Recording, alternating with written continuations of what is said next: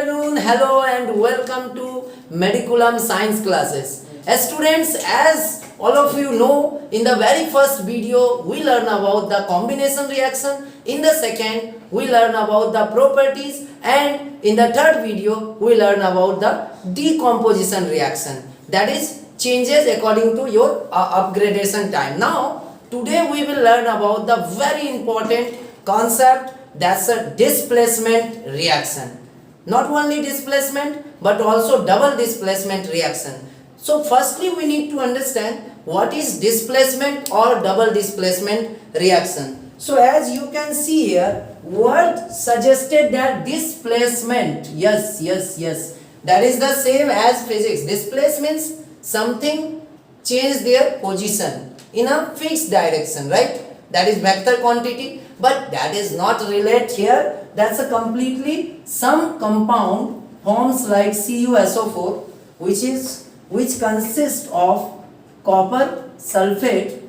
Sometime more reactive metal displace less reactive metal. That was I was already explained in the first type of reaction, that is combination reaction.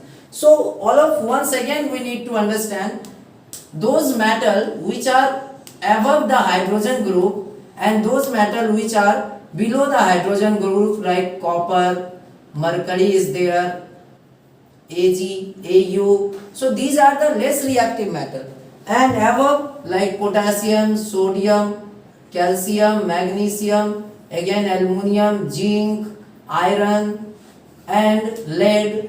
These are the more reactive metal. So basically if you see, all these metals are more reactive, so it displaces the hydrogen like H2SO4, then these metal displace and forms ZnSO4 like that. But do you know Zn is also less reactive than rest of other, like sodium is there, then it will be forms zincate in the different forms. But we need to understand copper sulfate is here, and copper sulfate sometime react with zinc, then it forms zinc sulfate ZnSO4 plus Cu. Now copper displaced. In the meanwhile we understood from the salt one element or more reactive metals displace less reactive metals. समझ में आया नहीं आया? चलो फिर से समझते हैं. यहाँ पे क्या बातें हो रही थी कि लाइक डिस्प्लेसमेंट रिएक्शन में ना एक एलिमेंट दूसरे एलिमेंट को डिस्प्लेस करेगा. कॉम्बिनेशन में क्या हो रहा था, समझो यहाँ पे बात को समझो. कॉम्बिनेशन में दो चीजें कंबाइंड हो रहा था. डिकम्पोजिशन में क्या हो रहा था, एक कंपाउंड कई भागों में टूट रहा था. यहाँ पे टूटना नहीं है ना ही जुड़ना है, यहाँ पे एक को हटा के दूसरा जगह ले लिया, दैट इज. और कौन किसको हटाएगा वो डिपेंड किस पे करेगा, रिएक्टिविटी सीरीज पे. क्लियर है बात? क्लियर है? Very good. तो अभी चलते हैं, यहाँ पे समझना होगा कॉपर सल्फेट है इसलिए जिंक कर पाया. अभी आप समझो कि लाइक कहीं पे कॉपर सल्फेट है और यहाँ पे Ag से रिएक्शन करवाएंगे, क्या ये रिएक्शन होगा क्या? ऑफ कोर्स नहीं होगा, because Ag is less reactive than copper. समझ में आ रहा है? हमेशा डिस्प्लेस मत करवा दो, नहीं तो फिर प्रॉब्लम होने वाला है. Every metal can not displace other metals, like sometime Na2SO4 is formed, and if zinc try to just remove, then it's very difficult because that is less reactive. If sometime like iron want to displace, then it is not possible. Zinc तो चलो zincate बना भी लेगा, but iron के लिए possible नहीं है, तो ये रिएक्शन नहीं होगा. तो डिसाइड कैसे करना है कि कौन किसको डिस्प्लेस करेगा, वो डिपेंड करेगा किसके ऊपर, रिएक्टिविटी सीरीज के ऊपर. Is that clear? Now we need to understand some of the next point, that is double displacement reaction. Double displacement में क्या होने वाला है, दो यहाँ पे क्या हो रहा था, एक कंपाउंड था दूसरा एलिमेंट था. एक कंपाउंड था, एक कंपाउंड, ये बात को ध्यान देना. क्या बोल रहे हैं, एक कंपाउंड है दूसरा एलिमेंट उसको डिस्प्लेस कर रहा है, राइट? और सोचो कि कंपाउंड दो कंपाउंड के बीच में होगा तो फिर, दो कंपाउंड के बीच में होगा तो फिर सोचो सोचो सोचो, दोनों एक दूसरे को डिस्प्लेस कर देगा, जैसे BaCl2 और प्लस NaOH। फिर क्या होगा, सोडियम हाइड्रोक्साइड लिया और बेरियम क्लोराइड, यह दोनों कंपाउंड है, दोनों एक दूसरे को क्या कर देगा, BaOH का होल ट्वाइस प्लस NaCl। समझ में आ रही है बातें। इससे पहले प्रिसिपिटेशन रिएक्शन में भी येलो कलर का प्रिसिपिटेट बनाए थे आप लोग, याद होगा, बनाए थे क्या, क्या था वो कंपाउंड, याद आया, येलो कलर का PPT, lead nitrate, PB, exactly PbNO3 का whole twice plus Ki, potassium iodide.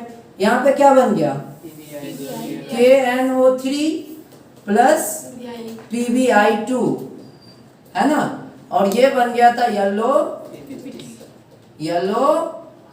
PPT।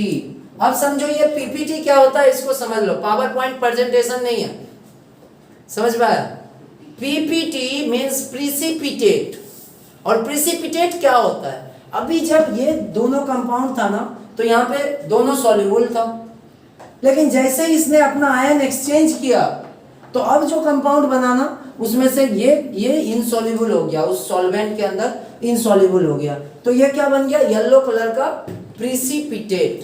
Precipitate are always forms in during the chemical reaction in term of insoluble. If sometime insoluble substance are formed during the chemical reaction, that is considered as precipitate. अब देखो precipitate का ना या तो density के हिसाब से या तो नीचे चला जाएगा या ऊपर फ्लोट करने लगेगा। डेंसिटी उस सॉल्वेंट से ज्यादा होगा तो फिर क्या होगा, नीचे बैठ जाएगा, और डेंसिटी कम होगा तो क्या होगा, ऊपर आ जाएगा। तो ये बातों को हमने समझा। इसमें सबसे इंपॉर्टेंट जो होने वाला है वो आपका डिस्प्लेसमेंट और डबल डिस्प्लेसमेंट। डिस्प्लेसमेंट में कौन किसको डिस्प्लेस करेगा वो डिपेंड किस पे कर रहा है, रिएक्टिविटी सीरीज पे। और इसमें सबसे ज्यादा क्वेश्चन जो पूछता है ना वो यही पूछता है, like copper sulphate CuSO4 into 7H2O है कहीं पे, और उसके साथ में आयरन, मतलब आयरन नेल्स को यदि डुबो दिया जाए कॉपर सल्फेट सॉल्यूशन में तो क्या होता है, what happen when iron nails drop in the copper sulphate solution. देखो यहाँ पे ना रिएक्शन डायरेक्ट आपको नहीं बोल रहा है, लेकिन आपको समझना पड़ेगा ये कर क्या रहा है। तो यहाँ पे आयरन क्या करेगा, डिस्प्लेस कर देगा कॉपर को और बना लेगा FeSO4 इंटू 7H2O, और इसका कलर जो होगा ना, अभी तक तो ये ब्लू विट्रियोल था क्योंकि वाटर सॉल्यूशन में है, सॉल्यूशन मतलब वाटर, और वाटर है तो वाटर ऑफ क्रिस्टलाइजेशन है, तो डेफिनेटली ये किस कलर का होगा, कॉपर सल्फेट, ब्लू कलर का होगा।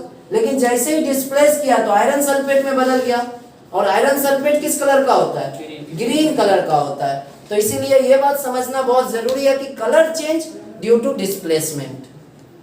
Color is also relate with water of crystallization and it is maybe change of the color due to some metal displace some other metals. तो आज जो हम लोग सीखे हैं उसको फिर से एक बार समराइज करते हैं। आज का बात था डिस्प्लेसमेंट, मतलब क्या, एक कंपाउंड है उसमें कोई एलिमेंट आकर के उस कंपाउंड के एलिमेंट्स को डिस्प्लेस कर देगा यदि वो ज्यादा रिएक्टिव है तो। हे कम ऑन, फिर से समझो कि more reactive metals displace less reactive metals from the compound, that is considered as displacement reaction. And in double displacement reaction, each of the compound element displace each other and forms new type substance where precipitates are formed. So basically these are the two main type of chemical reaction.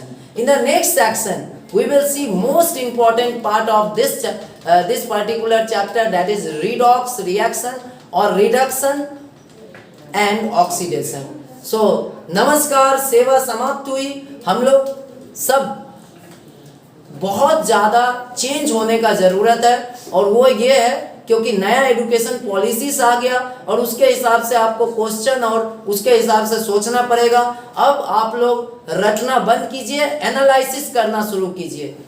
आप लोग सबसे ज़्यादा important है कि conclusion पे पहुंचिए। कोई point बोल रहा है तो कंक्लूजन क्या है, क्योंकि आप यदि कंक्लूजन पे नहीं पहुंचेंगे तो आप बहुत कंफ्यूज हो जाएंगे। हे कमन, क्या बोले ये, if you not conclude then you will be confuse, understood? If you will not conclude then you will be confuse. So यहाँ पे कंफ्यूज नहीं होना है, कॉन्सेप्ट को समझना है।